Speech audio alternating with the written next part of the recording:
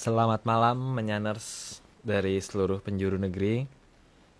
Kembali lagi kita dalam Atlantis series ke-110 Murut Caning Jagat Alit part 1/2/3 Cum Loroting Eko Ngantarikso.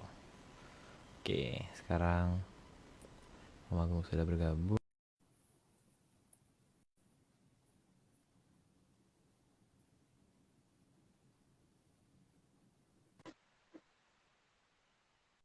Halo Arya. Wih, halo. Habis makan pedes jadi keringetan. Cukup biasa. Waduh, apa kabar Om di sana? Baik Arya.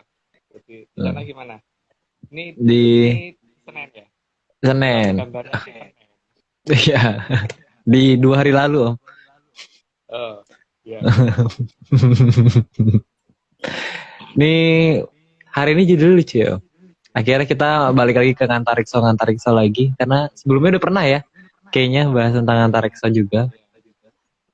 Iya sih. Tapi ini kan hanya sedikit anu aja ya. Penjelasan apa ya, penjelasan apa itu namanya ya? Dongeng ya. Sedikit dongeng Dongeng, bahwa oh iya dongeng. ketika orang sudah lupa caranya apa tata cara untuk untuk kembali ke ini, kembali bagaimana urutannya membalikan kulit daging apa yang kita miliki itu, maka apa berarti kayak kayak orang ada pesawat terbang, kita nggak tahu cara beli tiketnya, jadi terpaksa harus jalan kaki gitu kan. Oh iya benar benar benar. Halo Cici. Ini, hai Z. Selamat malam, Om dan Aryo. Ya, Hai Apa Z. kabar?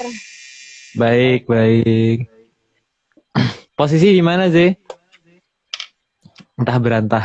Masih di Manado. Oh masih di Manado. Yes, kita berantah. Oke. Oh ya Om, suaranya ada yang bilang agak kecil. Oh gitu. Oh, itu terlalu jauh ya. Mungkin ini Om diikat ke belakang gini Om. Jadi agak naik dia. Oh, gitu. Jadi ini kan gini terus diikat gini aja. Jadi agak naik posisi ininya mungkin. Coba ya ntar ya. Aku desa sih nggak ngerti. Oh.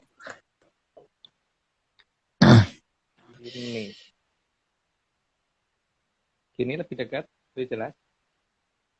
Kayaknya lebih jelas ya di sisi gimana sih? Lumayan, dibanding yang tadi lumayan. Oh gitu. Jadi cuma kurang dekat mulut ya, karena Iya. ya. Oke. Oke. Kita hari ini langsung mulai aja kali ya Om. Iya, mulai aja. Oke, siap. Siap Ci, udah siap minum? Siap minum. Sudah, aman-aman. Oke, siap. Oke, ini nggak pas. Sebentar. Belum pas. Oke. Belum pas. Dah. Ya, dikit lagi. Mendekati. Ya udah nggak apa-apa. Ya udah lah ya. Oke. Anggap aja pas gitu. Anggap aja pas. Jangan protes ya. Oke, langsung saja. Oke, ini langsung lah ya. Langit saat terang terlihat indah. Meskipun di atas sana banyak yang ketutupan oleh sinarnya sang surya. Jadi jangan salah ya, yang namanya cahaya itu bisa menutupi sesuatu. Jadi dikira kadang-kadang kan dengan sinar yang terang itu maka semuanya kelihatan. Ternyata enggak loh. Cahaya itu bisa menutupi sesuatu yang besar malahan. Ya, lanjut, Mbak. Oke. Yang menutupi pandangan yang di atas sana. Bukan hanya sinar dari sang surya, tapi juga awan dan mendung. Tapi misalkan malam hari, itu benda-benda yang besar kelihatan kecil-kecil itu kelihatan. Jadi kan problemnya adalah ketika ada sinar, kenapa itu sinar katanya kan bisa untuk menambah penglihatan supaya menjadikan suatu benda kelihatan, tapi ternyata sinar itu juga bisa dipakai untuk menghilangkan suatu benda gitu kan. Itu ini ya versi dongeng kita gitu. Lanjut. Oke, lanjut. Oke. Itu artinya sinar tidak selamanya dapat membuat kita bisa melihat segalanya. Jadi sinar kadang-kadang malah menghilangkan ya. Jadi bukan membuat sesuatu jadi kelihatan. Ini aja ya, dengan sinar yang sangat terang, itu kadang-kadang ada nyamuk lewat di depan lampu itu juga hilang kan, nggak kelihatan gitu. Nah, tapi ini ternyata bukan hanya nyamuk ya, bintang yang ukurannya bubunya setengah mati itu ketika ada sinar dari matahari jadi nggak kelihatan. Oke, lanjut Mbak. Iya, malah hewan-hewan kecil tuh biasanya kalau terang malah nggak kelihatan ya. Malam baru kelihatan semua itu. Ya, Atau ya, itu kayak keluarnya malam sih. iya. Itu kayak keluarnya emang malam deh, bukan emang karena ketutupan. Oke, nah lanjut lah. Oke. Oke, lanjut. Sehingga seharusnya kita menyadari tidak selamanya sinar itu bisa digunakan untuk melihat sesuatu. Karena sinar juga sangat bisa menutupi sesuatu. Itu ya yang digunakan nenek moyang kita, makanya ada yang digunakan Aryo itu namanya di Kemayan atau Panglimunan itu seperti itu ya, menggunakan cahaya untuk menutupi supaya kelihatan. Itu bosnya di depanku ini paling aman. Loh. Ini penuduhan tidak berdasar ini. Berdasar dongeng, Aryo. Oh ya, berdasarkan dongeng. Oh iya, berdasarkan dongeng. Ini cuma dongeng ya. Ini cuma dongeng loh. Menyaners dan ZZ juga. Jadi enggak. Tidak. Ini cuma dongeng. Oke, lanjut. Oke, baik, lanjut. Sinar yang kadang tidak seberapa menyilaukan pun bisa menutupi benda yang sangat besar. Bahkan besarnya lebih besar dari sumber sinar yang menutupinya. Ukuran matahari seberapa kalau dibandingkan dengan ukuran galaksi seberapa? Galaksi bisa nggak kelihatan loh gara-gara sinar matahari, gitu kan? Oke, lanjut, Mbak. Oke, lanjut. Maka seharusnya kita mulai menyadari apakah cahaya yang ada di hadapan kita ini sebenarnya membuat segalanya menjadi lebih jelas, atau sebaliknya malah membuat mayoritas jadi tidak terlihat. Ini dasar dari Aji Kemayan ya, tapi ya kalau mau bertanya ke Aryo ya, karena yang ngerti Aryo gitu. Lanjut.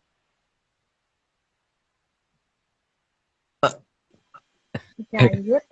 Seharusnya Ya, lanjut. Oke.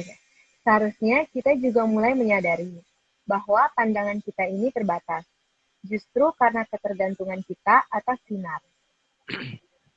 Jadi ada cahaya yang sebenarnya perlu nggak dilihat pakai mata ya, tapi ada sesuatu cara tertentu gitu. Jadi ini yang justru cahaya dari matahari bisa digunakan untuk menutupi kita. Jadi jangan kaget kalau kadang-kadang ada orang yang kayak Aryo itu di mana tiba-tiba nggak kelihatan oleh orang banyak gitu kan. Waduh, kok bisa ya Om ya? Itu kemarin waktu mau melanggar markah jalan, mau ditilang polisinya bingung tuh mobilnya hilang gitu. Enggak, Om. Itu cuma dongeng, tapi cuma dongeng. Cuma dongeng. Cuma dongeng kok Om. Oke, kita lanjut. Oke, lanjut. Sinar sendiri mempunyai banyak spektrum, dan tidak semua spektrum tersebut bisa kita lihat. Ya, ada banyak. Tadi kan di inframerah sebelah sana sama ultraviolet sebelah sana itu nggak kelihatan oleh mata manusia. Jadi panca indera kita itu terbatas sekali gitu. Sangat terbatas sehingga banyak banget yang tidak bisa kita lihat. Bahkan antara laki-laki dan perempuan katanya beberapa penelitian perempuan tuh lebih bisa melihat warna lebih banyak daripada laki-laki. Cuman bener apa enggaknya nggak tahu karena yang teliti bukan aku. Katanya itu di internet bacanya. Lanjut, Mbak.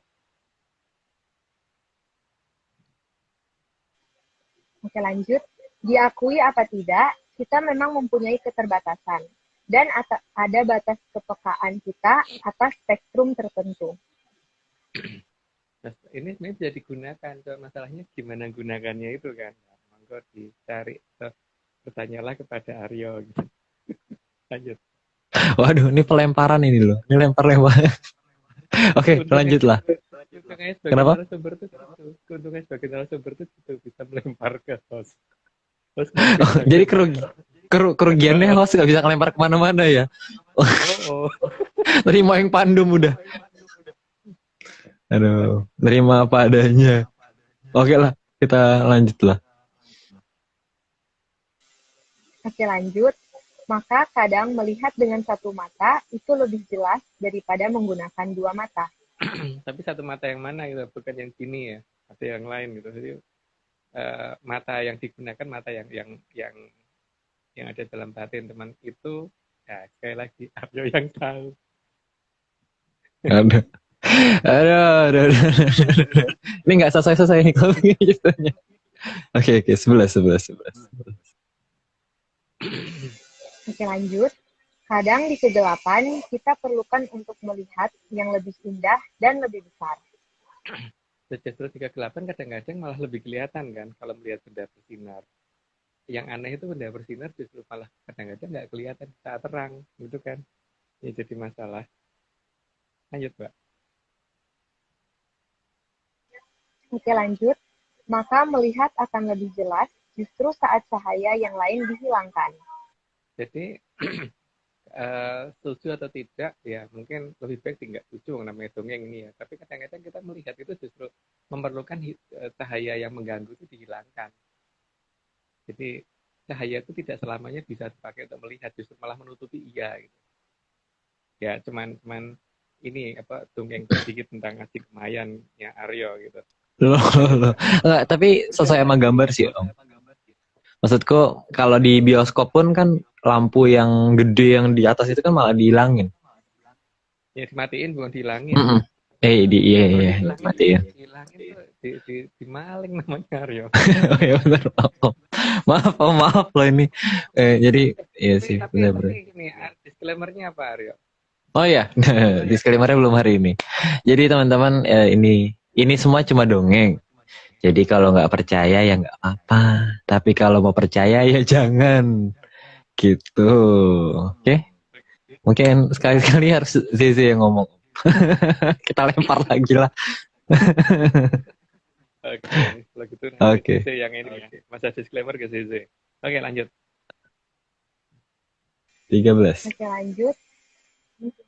13.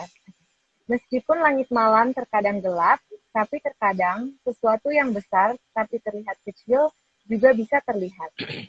Makanya di alam raya itu membingungkan kan, justru yang terbesar itu akan kelihatan kecil. Yang kecil bisa mengakibatkan sesuatu yang besar, gitu kan. Tapi sesuatu yang besar itu bisa hilang kalau ada cahaya. Hanya kelihatan jika cahaya nggak ada. Tuh, itu kan hebatnya alam. Oke, lanjut, Pak. Oke, lanjut. Kegelapan sering membuat yang besar justru terlihat. Karena cahaya justru membuat yang besar menjadi tidak terlihat. Itu kondisi seperti ini kan umum terjadi ya. Cuman masalahnya kita menyadari itu apa tidak. Gitu.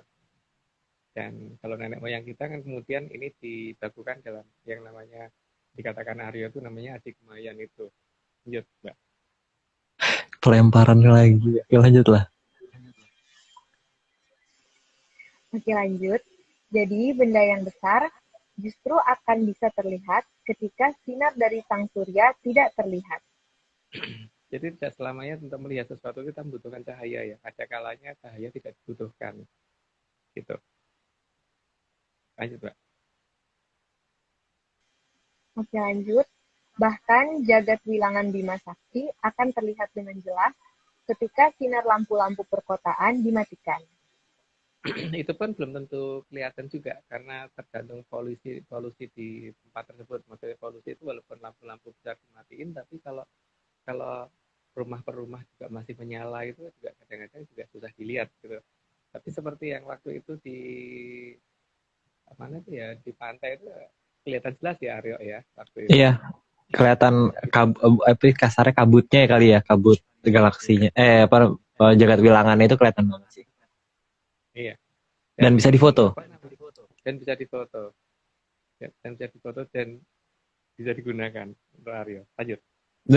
Tapi mungkin di Manado malah ini kali ya, lebih jelas kali ya. Harusnya ya kalau bintang kalau malam hari itu. Benar, kalau di Manado kelihatan jelas banget. Masa gitu? Bisa nongkrong malam-malam ngeliatin bintang. Oke lah, lanjut lah. Kita. Gelap, Besti. Oh ya gelap, nggak boleh. Lanjut. Oke, 17.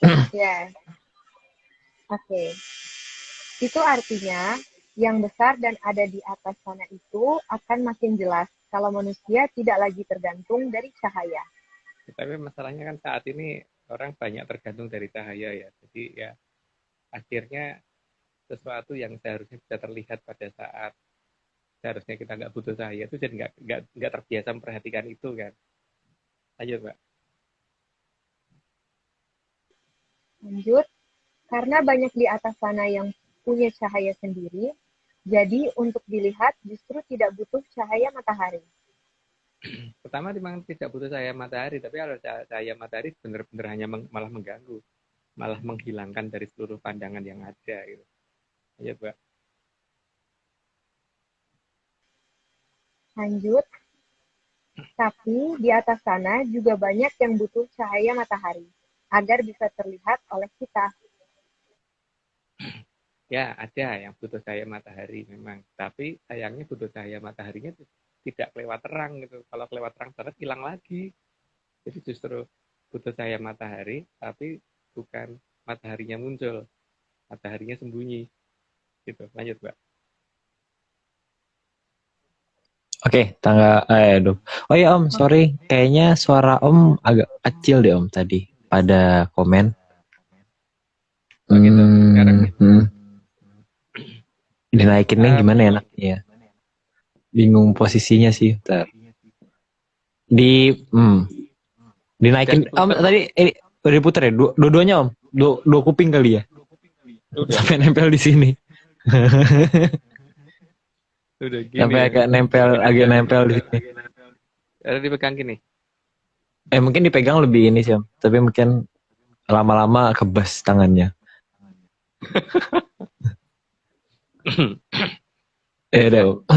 Ya cobalah.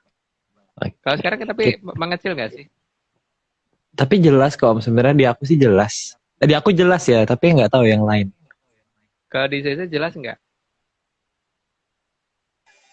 Boleh Om, bisa. Kalau di aku jelas. Oke, lanjut ya. Oke, lanjut 20. Tapi yang butuh cahaya matahari agar terlihat itu, pasti jaraknya dan besarnya tidak sebesar yang bisa terlihat karena punya cahaya sendiri. Pasti nggak besar memang. Jadi justru yang kelihatannya gede, itu belum tentu gede, tapi yang kelihatannya kecil itu kadang malah gede gitu. Lanjut, Mbak.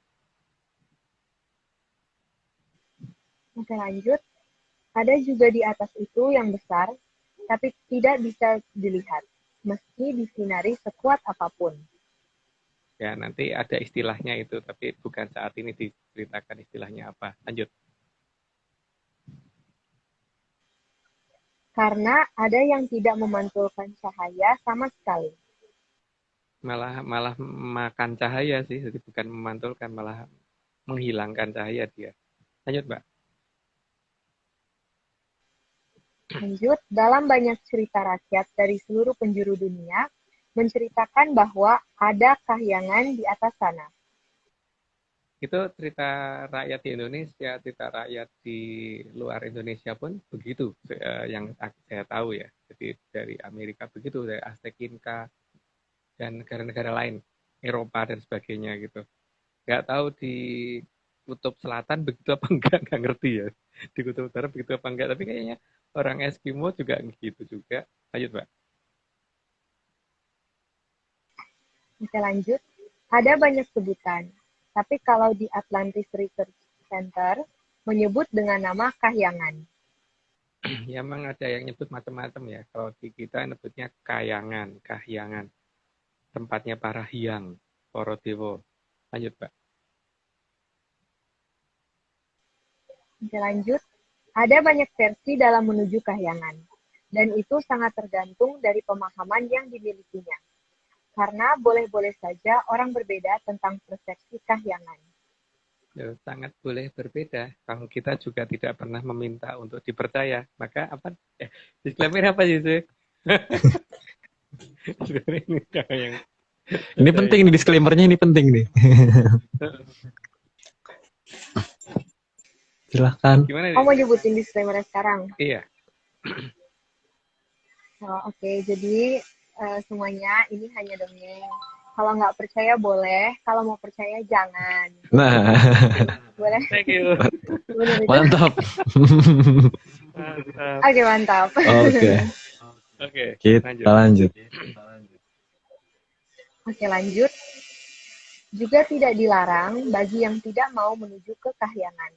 Ya nggak mau menuju ke sana juga nggak apa-apa. Misalkan lebih kerasan di bumi atau lebih kerasan di mana atau di ya nggak tahu kemana aja gitu kan, itu masing-masing orang punya hak. Lanjut. Oke, lanjut. Menuju kahyangan bisa dengan memanfaatkan jagat kecil atau jagat alit. Tapi ajaran ini memang sudah menghilang karena tidak dipercaya oleh peradaban sekarang akibat dari banyaknya ajaran-ajaran baru. Karena seperti para sangyang yang memiliki badan kita satu persatu, mulai dari darah, mulai dari kulit, daging dan sebagainya, rambut dan sebagainya, itu definisi itu nggak tahu kemana. Kemudian diganti menjadi sesuatu hal yang nggak nyambung menurut saya loh. Jadi misalkan kayak sang yang kemale itu untuk menyerahkan kembali daging kita gitu, tapi kan nggak ada ininya. Itu sastra untuk nyuwun rawuhnya apa, sajennya apa, dan bagaimana caranya itu kan nggak ada. Kecuali Aryo ya yang tahu. Lanjut, Mbak. Loh, loh, loh, loh, loh. Oke, oke, lanjut, lanjut, lanjut, lanjut, lanjut, lanjut, lanjut. Oke, lanjut. Sebagai contoh, Sang Hyang Kemale adalah pemilik segala jenis daging pada makhluk hidup. Maka dalam sastra pangracutan ada sastraning Kemale. Ada sastra masing-masing. Itu totalnya ya banyak banget sih. Jadi memang ngapalinya susah itu. Karena kalau kalau diurut-urut itu ada kalau Mbak Vicky waktu itu ngomong tuh ada sekitar 14 juta nama ya. Walaupun mungkin tidak semuanya harus disuwun, itu enggak, tapi nanti mereka akan membantu untuk memanggilkan yang lain tuh iya, tapi ada beberapa yang kunci itu memang ininya pun hilang gitu loh, sastranya hilang karena ya kemudian diganti menjadi sesuatu hal yang sifatnya filsafat. Lanjut, Mbak. Oke, lanjut. Dalam jagat kecil juga ada darah, dan darah adalah milik dari Sang Hyang Ludiro.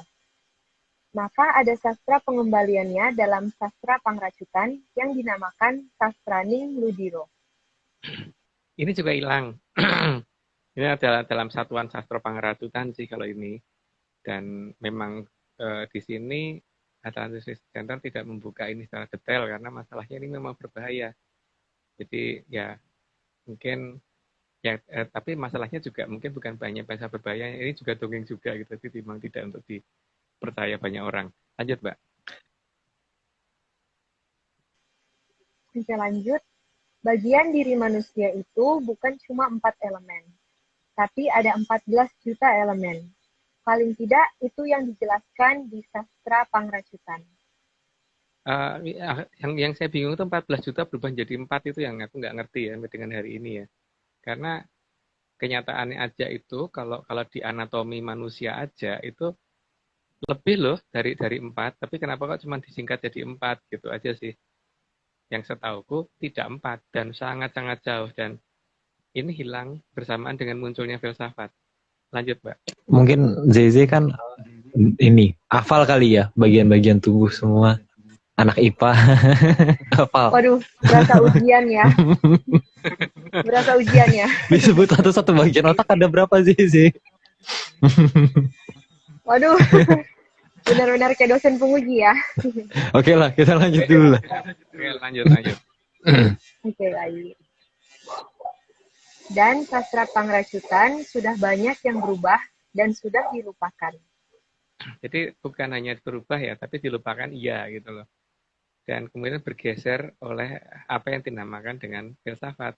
Jadi akhirnya hanya menjadi baik, tapi tidak ngerti dengan itu harus bagaimana memanfaatkannya. Lanjut, Mbak. Lanjut, sebenarnya leluhur sudah meninggalkan sarana untuk naik ke kahyangan.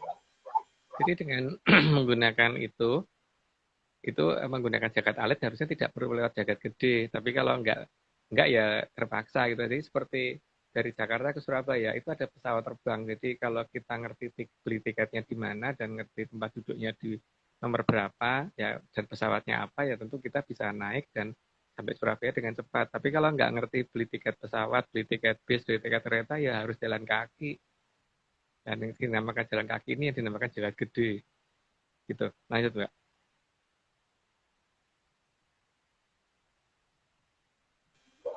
Oke, lanjut. Tapi leluhur juga sadar bahwa ada zaman di mana manusia akan menganggap sarana dan prasarana yang digunakan dianggap setan. Itu terserah dalam menganggapnya bagaimana ya. Kalau dianggap seperti apapun ya itu monggo, itu hak masing-masing orang. Cuman ya itulah dengan perubahan zaman ini ada banyak hal yang kemudian itu jalan misal pesawat terbang dianggap itu hantu gitu. Jadi ya, akhirnya orang nggak boleh naik pesawat terbang, bolehnya jalan kaki. Jalan gitu. Ayo, Pak. Lanjut. Dan banyak anak cucu lebih memilih jalan kaki daripada menggunakan sarana yang ditinggalkan leluhur. Bahkan sepi angin pun dipilih mending enggak gitu. Jadi untuk yang seperti digunakan Aryo waktu itu untuk melompati si polisi sehingga nggak ketangkep itu, ya, gitu. Jadi di jalan tol Itu om yang di jalan tol yang nyupir Om Agung loh.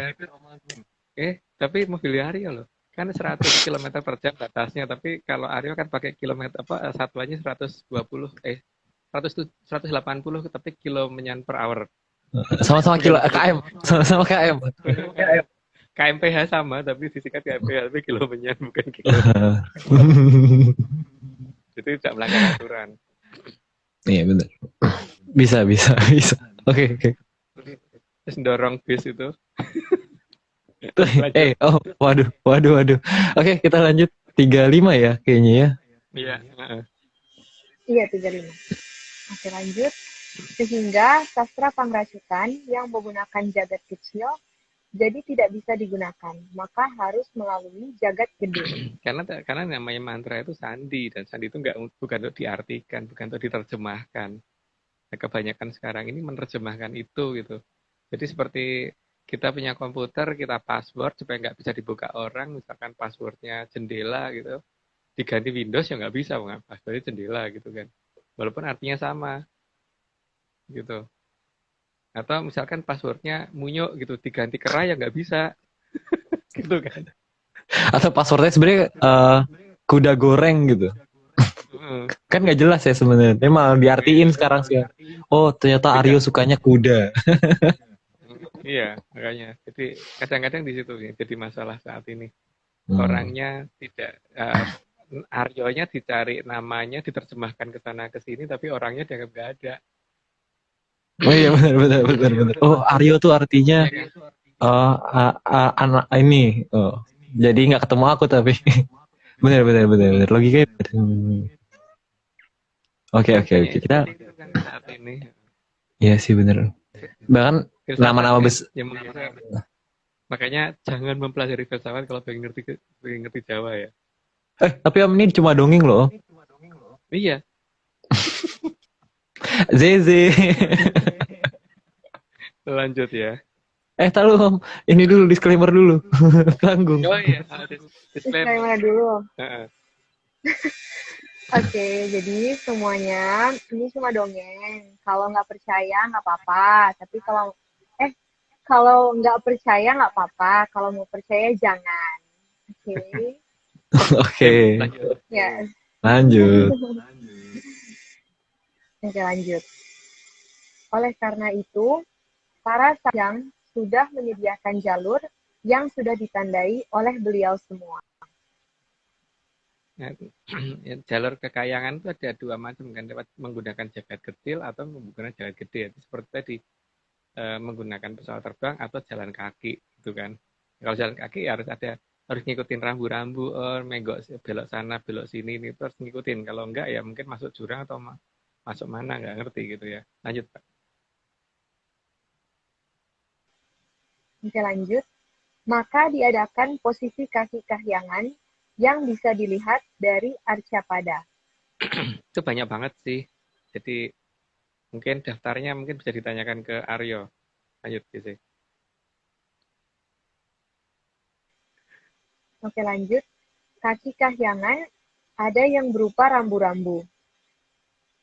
Ada petunjuk. Jadi lewat sini, lewat sini, lewat sini, lewat sini, dan semua ada namanya. Cuman sayangnya beberapa nama diganti gitu loh. Sayangnya itu aja. Lanjut. Tapi tadi mau nanya apa lupa lagi. Ya udah deh, lupa. Lupa deh. Wah, gagal Waduh kan. fokus. Oh enggak, ini tadi mau nanya. Kayak berarti sama kayak orang zaman dulu ya, Om. Kayak nelayan itu kan katanya kalau misalnya mau pulang itu kan ngeliatnya bintang. Ya, tapi bintang gimana bisa pakai untuk patokan? Oh, bintang itu tiap hari berubah kok posisinya. Oh iya Kalau benar bisa lihat juga. aja. Orion bulan Julian nanti akan muncul di timur kan. Tapi nanti lama-lama akan bergerak makin ke atas, atas, atas, atas sampai nanti terus hilang di barat gitu. Jadi setelah itu Iya terus sih.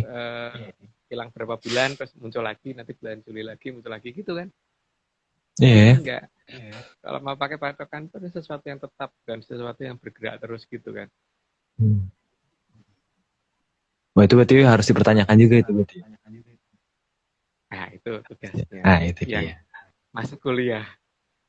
Eh, Masih kuliah kan aku belum lulus kok, masih oh kuliah. iya benar benar benar benar benar benar benar. Aduh, salah lagi lah. Oke lah, kita lanjut lah. Oke, lanjut. Oke, lanjut. Kaki kahyangan juga ada yang berupa gerbang. Ya, gerbang itu mungkin kelihatannya dari sini cuman kayak titik itu atau apa bentuknya bundar gitu. Ya, tapi kalau mendekat dan ngerti caranya ngerti caranya melihat ya, bukan melihatnya ya, bisa berubah wujudnya. Lanjut, Mbak. Oke, lanjut. Kaki kahyangan yang berupa rambu-rambu dinamakan suku. Suku atau kaki. Suku itu udah bahasa ini ya, bahasa Jawa. Artinya kaki. Lanjut, Mbak. Oke, lanjut. Yang merupakan gerbang dinamakan lintang. Yes, itu definisi dari Atlantis Research Center. Jadi kalau mau menamakan yang lain juga nggak apa-apa. Lanjut, Pak. Baik, lanjut. Sang Hyang Batara Kamajaya dan Sang Hyang Batari Ratih adalah dewa asmara yang suku kahyangannya paling gampang ditemukan.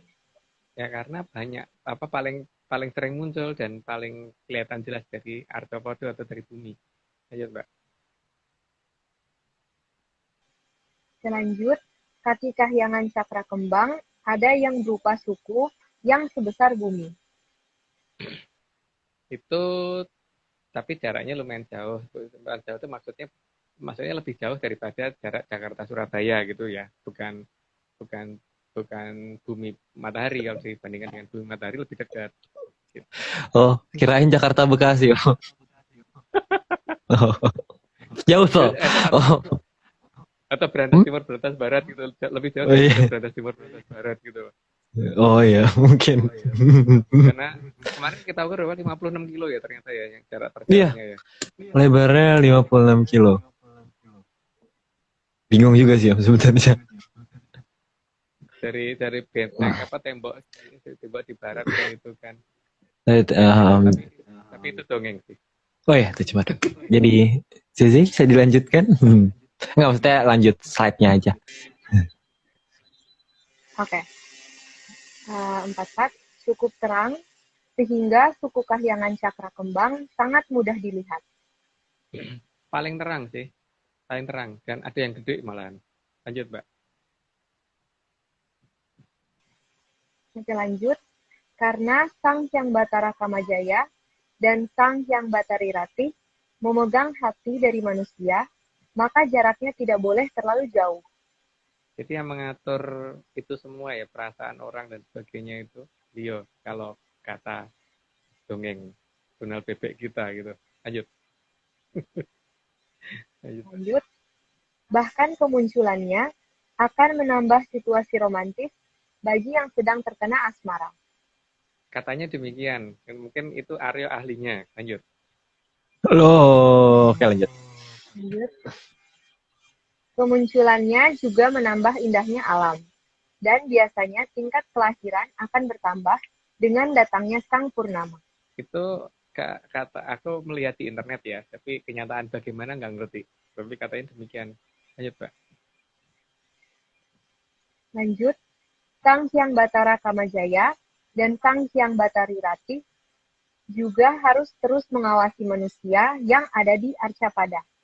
Karena kalau nggak diawasi ya mungkin hilang itu yang namanya. Tapi ya itu beda ya antara manusia dan Soekerto lain. Kalau Soekerto memang tidak punya hati sih. Lanjut, Pak. Oke, lanjut. Maka harus ada keistimewaan khusus dalam mengamati detail dari manusia. Itu yang ngerti Aryo. Lanjut, Pak. Oke. Dan pengamatan utama dilakukan dari kejauhan. Karena kalau dari dekat malah nggak kelihatan. Karena seperti kita ngelihat bumi, gimana caranya kalau mata kita tempelin ke tanah, nggak kelihatan kan? Kalau terlalu dekat harus dari kejauhan kadang-kadang. Seperti makanya kan ada peribahasa yang cukup aneh, gajah di pelupuk mata tidak kelihatan, terus kuman di seberang lautan kelihatan. Itu jelas itu istilah yang sebenarnya sudah benar banget loh, karena kalau mata kita tempelin ke Gajah. gajah nggak akan kelihatan kan, nggak usah gajah di sendal aja ditempelin HP HP yang ada contohnya HP itu kan. nggak Kalau Arya kelihatan. waktu itu ngasih contohnya sendal kan, jadi kalau sendal diginiin aja nggak kelihatan gitu loh. Tapi kalau kuman di seberang lautan jelas kelihatan. Zaman sekarang ada internet ya, kita kalau melihat bakterinya virus COVID dan sebagainya, emang itu ada di depan mata kita. Enggak kan, di seberang lautan. Waktu itu labnya di Amerika, di Cina, di Rusia dan sebagainya gitu kan, di Eropa gitu. Bener, gajah di pelupuk mata emang nggak kelihatan. Makanya kalau diterjemahkan aneh sih. Itu Wah itu salah satunya itu kayaknya. Berarti itu apa yang nggak boleh diterjemahkan karena emang bener. Ya, memang bener itu bukan menurut aku bukan peribahasa, itu pernyataan benar. Itu tidak bisa diterjemahkan. Oke, lanjut. Oke, lanjut. Oke, lanjut. Maka Sang Hyang Batara Kamajaya di pewayangan dari yang diturunkan di Kerajaan Mataram digambarkan bermata satu, bukan bermata dua.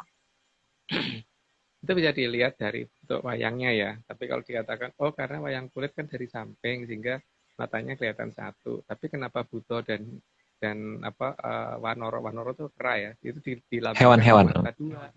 Hewan-hewan bermata dua. Tapi kalau manusia, dewa ke atas, pasti matanya satu.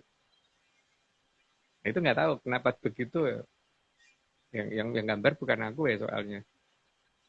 Lanjut, Mbak. Lanjut.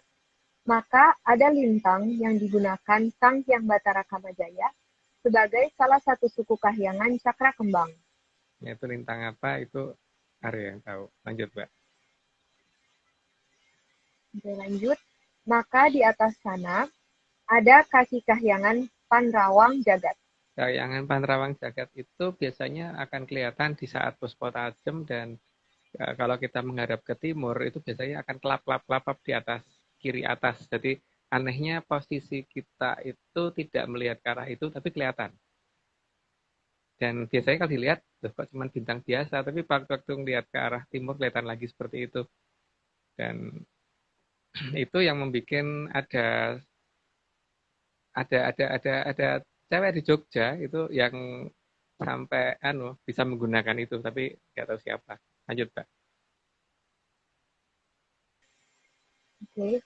Kaki kahyangan Panrawang Jagat akan terlihat sebagai bintang yang sangat aneh dari Arcapada. Karena aneh, karena melihatnya bukan dengan cara kita melihat ke posisinya dia, justru kita melihat ke arah timur. Lanjut, Pak. Lanjut. Karena kaki kahyangan Panrawang Jagat sering terlihat, meskipun kita melihat ke arah lain. Dan itu gampang dikenalin sih, gampang dikenalin. Tapi ya memang kalau waktunya tepat ya, kalau waktunya nggak tepat ya ini dan dongengnya tepat maksudnya. Lanjut, Pak.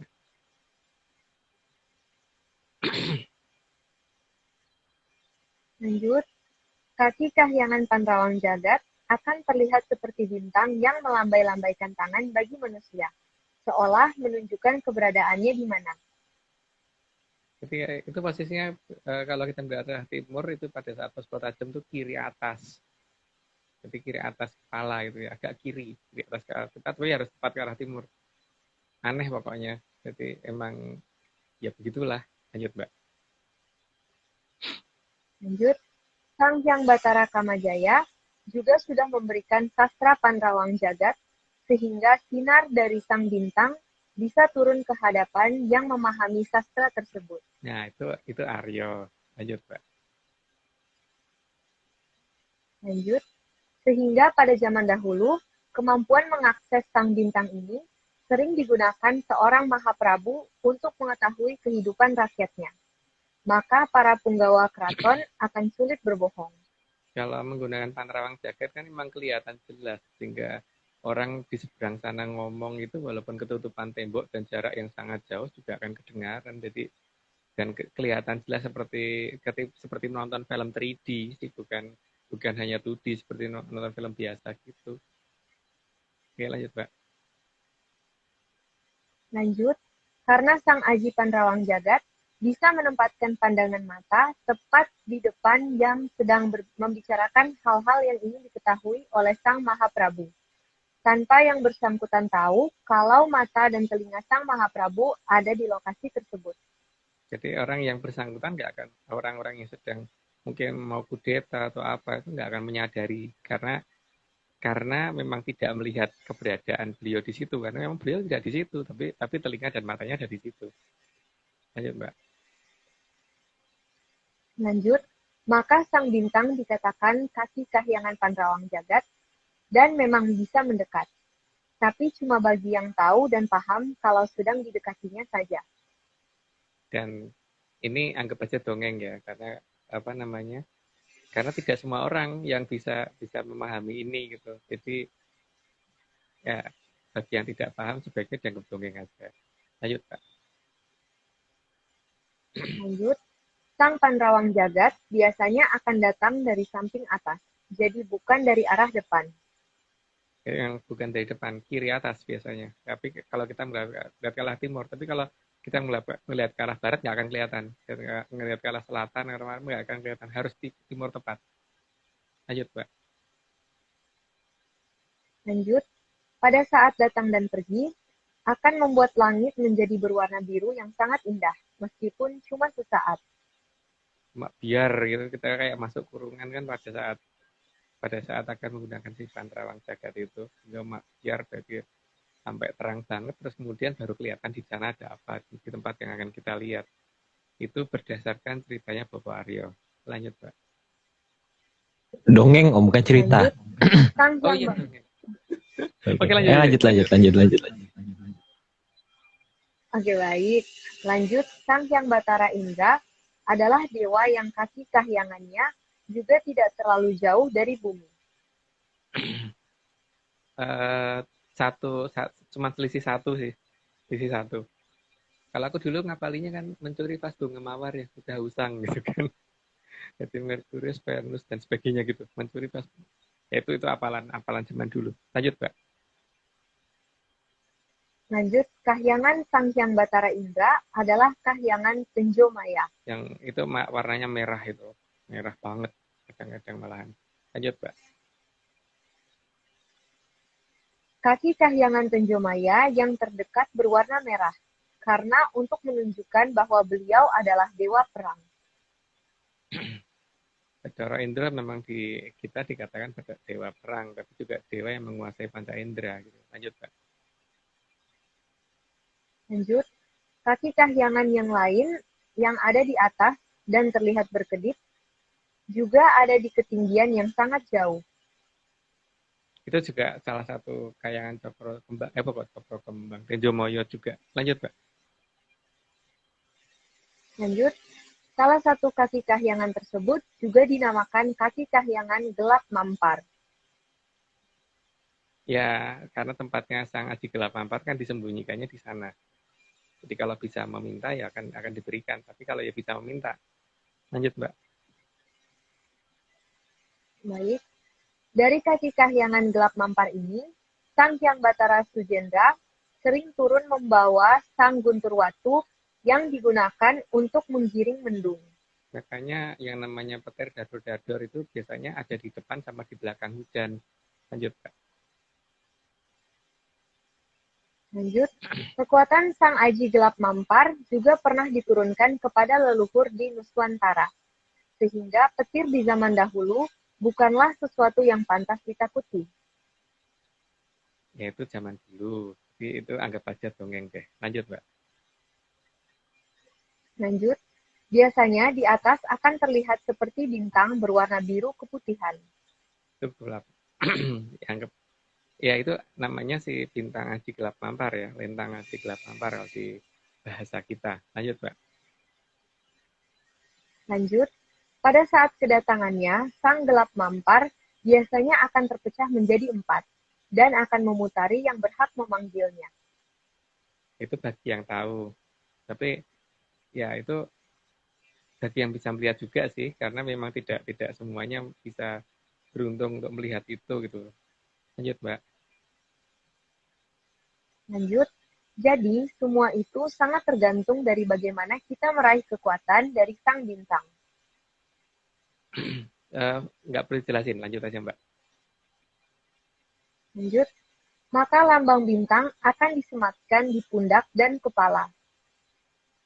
Karena menunjukkan seberapa banyak bintang yang bisa kita miliki gitu kan. Makanya lambang tertinggi biasanya adalah bintang, bukan kura-kura, bukan komodo, bukan dinosaurus gitu kan. Atau bukan jangkrik juga gitu. Atau apa ya? Bukan pete om. Bukan, bukan pete, bukan jengkol atau apa tuh namanya? Ya, meteor atau komet itu juga bukan, tapi bintang. Atau bukan black hole yang jelas, bukan black hole. Lanjut, Mbak.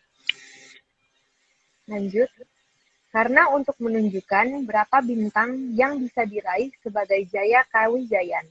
Kalau zaman dulu itu maksudnya, jadi ada berapa bintang yang dimiliki oleh si Mahaprabu, Mahapati dan sebagainya gitu ya. Manggoluyudo atau Senopati Agung dan sebagainya gitu. Lanjut, Mbak. Lanjut, makin banyak bintang yang dimiliki, maka akan membuat makin silau yang melihatnya. Karena cahaya yang dimiliki memang kelewat tinggi, sehingga kadang-kadang orang itu kayak bercahaya. Kalau dalam bahasanya kelewat glowing gitu. Dalam bahasa sekarang. Lanjut, Mbak. Lanjut, maka mata harus ditutupi jika yang mempunyai bintang mengeluarkan kemampuan bintangnya. Jika mengeluarkan ya, tapi kalau tidak mengeluarkan kemampuannya ya nggak perlu. Lanjut, Mbak. Lanjut, maka yang memegang bintang seharusnya adalah sosok yang sanggup melindungi. Ya, bukan kemudian untuk membabat sana sini ya. Lanjut, Mbak. Lanjut, masih banyak suku kahyangan dari kahyangan Tenjomaya, tapi mungkin tidak semua bisa diungkap di sini. Karena kalau diungkap di sini terlalu banyak banget sehingga ya karena kalau di Mandologiri itu kalau kita perhatiin mungkin sekitar 17 halaman tuh hanya untuk jelasin satu persatu nama Kayangan Tenjomayo, suku Kayangan Tenjomayo gitu. Oke, lanjut, Mbak. Lanjut, Sang Hyang Batara Bayu adalah dewanya angin. Itu juga ada dalam Hastobroto ya. Jadi termasuk dewa yang melindungi Wahyu Hastobroto. Lanjut, Mbak. Lanjut, kahyangan dari Sang Hyang Batara Bayu adalah kahyangan Pangluwung. Itu bahasa kita, tapi mungkin ada bahasa yang lain yang monggo. Lanjut, Mbak. Lanjut, salah satu kaki kahyangan Pangluwung ada yang mengikuti gerak dari Sang Hyang Batara Surya. Itu anu ya, apa namanya versi Atlantis Research Center. Jadi kalau ada yang menganggap bukan itu cuma planet biasa ya monggo. Lanjut, Mbak. Lanjut, kaki kahyangan Pangrubung yang terdekat dengan Arcapada adalah kaki kahyangan tapak angin. Di sana selalu ada angin ributnya. Sampai ada matanya gitu, sampai ada matanya dan cuma satu lagi matanya. Lanjut, Mbak. Lanjut, kaki kahyangan tapak angin ada mata satunya yang merupakan pusaran dari badai yang sangat kencang. Itu kata pakar di sini. Tapi kalau kata Aryo bukan itu gitu. Tapi Aryo nggak mau ngomong sayang. Jadi lanjut. Ini aku mute Om. Oke, lanjut. Oke, lanjut. Ada juga kaki kahyangan barat atau angin ribut yang juga sangat jauh dari Arcapada. Itu nama dari kita ya. Jadi sekali lagi kalau mau menamakan dengan namanya sendiri ya monggo. Misalkan ada kaki kahyangan Aryo gitu juga nggak apa-apa. Lanjut, Mbak. Boleh loh kaki kahyangan Aryo, mau loh. Kasih nama itu terserah kan. Tapi kalau aku bukan gitu. Nggak mute aja deh. Lupa. Oke, lanjut. Kaki kahyangan barat adalah kaki kahyangan yang berbentuk bintang dengan putaran yang sangat cepat. Kalau dalam bahasa sekarang apa itu ya pokoknya bentuknya mungkin dianggap bintang yang muternya cepat banget sehingga mempunyai gravitasi yang gede banget gitu. Kadang-kadang dapat dikatakan hampir mendekati kayak apa namanya benda yang akhirnya mempunyai gravitasi yang sangat tinggi ya. Tapi masih bisa dilihat karena memang dia tidak menyerap cahaya. Tapi gravitasinya gila-gilaan. Jadi kalau misalkan ditimbang gitu 1 sendok tanah di sana itu mungkin akan sama dengan hampir 1 bumi itu beratnya. Lanjut, Mbak. Oke, lanjut. Terdekat dari kaki kahyangan barat, ada juga kaki kahyangan Aji Marutawisa. Itu ya, itu bahasa kita. Jadi monggo kalau punya bahasa sendiri. Lanjut, Pak. Lanjut. Kalau paham posisinya, maka kekuatan Sang Marutawisa juga bisa diminta, atau dalam bahasa Jawanya, disuwun. Jadi angin ribut yang mengeluarkan bisa yang berbahaya banget. Jadi bikin orang melepuh melepuh badannya gitu. Seperti terkena bisa ular. Katanya begitu. Lanjut, Mbak. Lanjut. Seperti kayak Kawijayan yang lain, leluhur sudah meninggalkan sastra yang bisa digunakan untuk meminta turunnya Sang Marutawisa. Tapi kan ini semua kemudian berubah menjadi terjemahkan artinya, bukan bagaimana menggunakan mantra tersebut. Lanjut, Pak. Lanjut. Jika Sang Hyang Batara Bayu berkenan, maka turunnya Sang Aji Marutawisa akan disertai dengan kilatan lampu blitz dari arah bintang tersebut dan mengarah kepada yang menerima sebanyak 5 kali kerlipan yang mirip lampu blitz. 5 kali ya, biar gitu, 5 kali. Lanjut, Mbak. Lanjut, kerlipan tersebut tidak akan terdeteksi NASA atau Badan Antariksa negara manapun. Kerlipan hanya terlihat di sekitar orang yang menerima Sang Aji Marutawisa.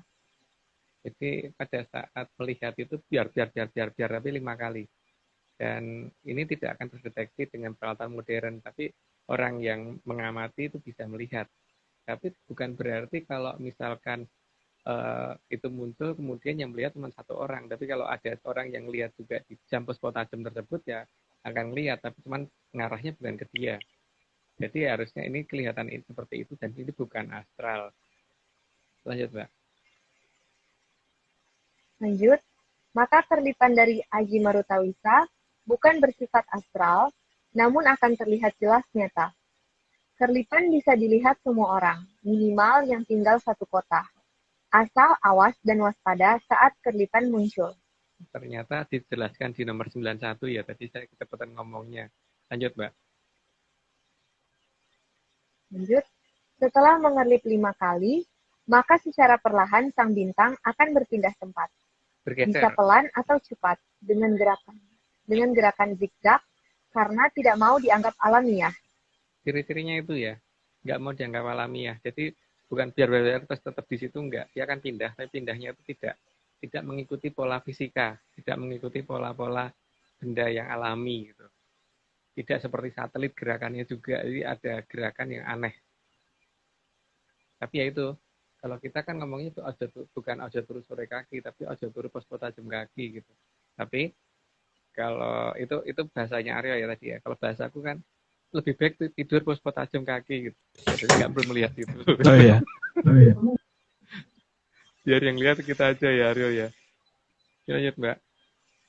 Maaf Om. Iya. Oke, lanjut. Kita nggak mau disclaimer dulu. Oh ya boleh. Sudah lama nggak disclaimer. Zeze, silahkan. Silakan Dede. Oke, baik. Jadi semuanya disclaimer-nya adalah ini cuma dongeng. Kalau nggak percaya nggak apa-apa. Kalau mau percaya jangan. Bagus. Oke, mantap. Kita lanjut. Oke, mantap. Lanjut. Atau terkadang seperti terpecah menjadi beberapa bintang. Dan ini hanya bisa dilihat orang dari daerah yang tidak begitu jauh dari yang menerima Aji Maruta Wisa. Biasanya satu kota sih yang bisa melihat. Satu kota atau enggak, kalau kalau lebih dari satu kota kayak enggak. Jadi hanya yang itu. Tapi ya arahnya itu kan ketahuan menuju ke arah mana gitu. Lanjut Pak. Lanjut. Setelah itu akan meredup kembali seperti semula. Atau malah pindah posisi sehingga tidak bisa dicari lagi. Dan harus ngerti ya di mana posisi pangluwungnya dulu. Kalau enggak ya memang susah. Ya, lanjut Pak. Lanjut. Kemunculan Sang Aji Maruta Wisa hanya di saat puspa tajam sebelum parak esok, jadi bukan di sore hari maupun saat surup. Maka lebih baik tidur saat puspa tajam, karena puspa tajam kalau tidur itu enak banget. Lanjut. Lanjut. Sang Hyang Batara Wisnu adalah dewa yang ditunjuk untuk menenteramkan alam raya. Sebegitu bijaksananya beliau, maka di wayang kulit Jawa digambarkan bermata satu. Itu coba dilihat matanya 2 atau 5. Kayaknya 1 deh. Lanjut Pak. Lanjut. Kahyangan dari Sang Hyang Batara Wisnu adalah kahyangan Untara Segara. Belum selesai? Masih ada lanjutannya itu? Oh enggak ada. Lanjut nomor. Oh, udah lanjut Om. Enggak ada. Oh, sorry. Itu mas 97 tuh tadi tuh. Aku tuh salah nomor 98. Maaf. Sorry sengaja. Jadi memang namanya kayangannya Batara Wisnu namanya Untara Segara. Itu adalah versi Atlantis Research Center ya. Kalau ada yang sama ya monggo, tapi kalau ada yang beda ya monggo gitu. Lanjut, Pak. Oke, 98. Kahyangan Untara Segara juga mempunyai banyak kaki kahyangan, baik yang relatif dekat dengan Arcapada maupun yang jauh dari Arcapada. Tapi dikatakan dekatnya itu tidak dekat seperti Jakarta Bali ya, masih lebih jauh daripada itu. Lanjut, Mbak. Lanjut, Sang Hyang Batara Wisnu punya Aji Balas Seribu yang bisa membuatnya menjadi setinggi 7 gunung anakan dengan wujud sangat mengerikan. Itu kalau ngamuk, kalau mengeluarkan si Aji Bolos Rewu. Oke, lanjut dulu, Mbak.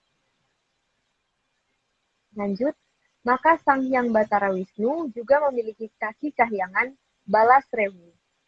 Dikatakan kaki kahyangan Bolos Rewu, makanya dia diinteri bentuk batuan yang jumlahnya beribu-ribu gitu. Tapi tempat bekas beliau Triwikromo itu biasanya namanya masih tersisa ya. Makanya ada daerah namanya Sewon, di dekat Sewon ada daerah namanya Ireng-Ireng, ada daerah namanya Druwo, ada daerah namanya Dongkelan, ada daerah namanya apa itu? Mungkin nggak perlu dijelaskan deh.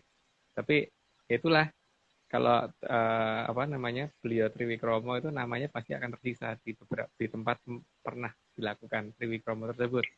Lanjut, Mbak. Lanjut, kaki kahyangan Balas Rewu akan terlihat seperti mempunyai cincin yang terdiri dari banyak batu bervariasi ukuran. cincin dari banyak batu itu yang mengelilingi kaki Kahyangan Balasrewu. Ini berdasarkan serat Mandologiri yang kita punya ya. Maka begitu bedanya serat Mandologiri yang beredar dengan yang kita punya itu ya seperti ini salah satu contohnya gitu. Lanjut, Mbak. Lanjut, karena keberadaan Sang Balasrewu itulah, maka kaki Kahyangan Balasrewu diletakkan cukup jauh dari Arcapada, supaya Balasrewunya tidak menghujani Arcapada. Karena kalau terlalu berdekatan itu bisa mukul ke bumi Balasrewunya itu bet gitu kan kayak apa gitu, makanya harus agak jauh. Lanjut, Pak. Lanjut, selain Balasrewu yang mengelilingi kaki Kahyangan Balasrewu, juga ada banyak batuan di antara kaki Kahyangan Pangluwung dan kaki Kahyangan Tenjomaya. Mungkin lain waktu aja dijelasin. Lanjut, Mbak. Lanjut, berdasarkan Babat Minyan, Sela Panglayang tersebut dulu letaknya tidak beraturan. Kita nyebutnya Sela Panglayang ya, karena berdasarkan Mandologiri yang kita miliki, yang kita namakan Babat Minyan tadi gitu. Lanjut, Mbak. Lanjut, banyaknya Sela Panglayang yang tidak terkumpul, maka akan sangat membahayakan Arcapada.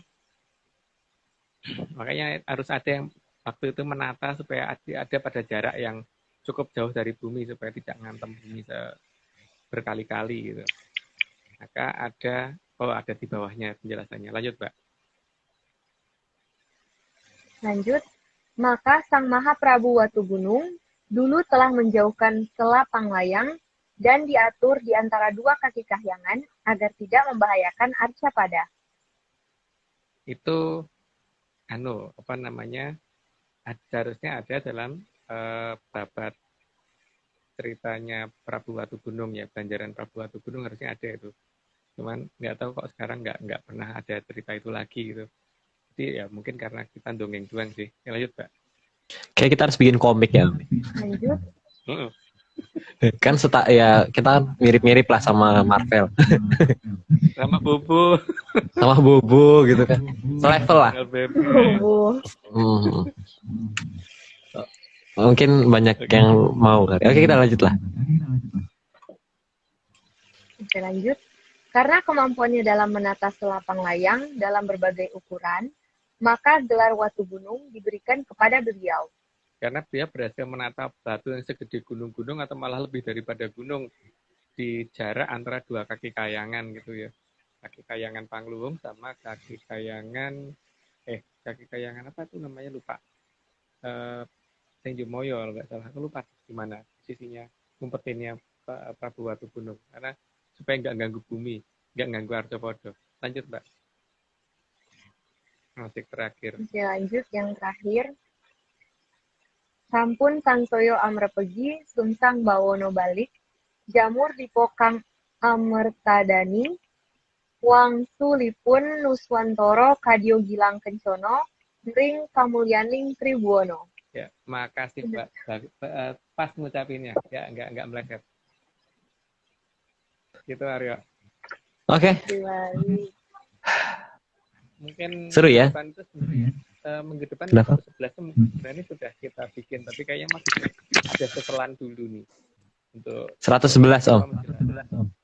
Untuk menjelaskan tentang masalah bagaimana pusaka turun kan. Jadi harus menjelaskan si empu. Tapi nggak tahu nanti tak rundingkan dulu dengan beberapa teman itu perlu nggak sih tentang bagaimana empu zaman dulu narik Sela Panglayang untuk dijadikan pusaka dan yoninya dari mana dan sebagainya gitu. Mungkin nggak penting kali ya. Mungkin kita kayak nggak penting sih. Kayak nggak penting sih. Kayak nggak perlu tahu lah menyantai. Nggak perlu ya. Ya wes. Oke, kita bertemu lagi berapa hari lagi? 7 hari lagi. Berarti besok itu 111 ya. 11 triple satu. Angka yang menarik itu 111 kayak triple. Oke, kita ngerti kan triple itu bukan triple itu. Ya mungkin kalau ini bisa dilihat sebelum-sebelumnya. Kita ada judul Trisolowondo tuh ada kok judulnya. Iya. Oh ya, Oke? disclaimernya Aryo yang lebih Oke, lengkap disclaimer. Mungkin seperti yang disclaimer pertama di ZZ dulu, disclaimer penting juga. Mm-mm. Oke, Silakan. mulai dari situ. Oke, disclaimer kayak biasa ya. Jadi semuanya ini hanya dongeng.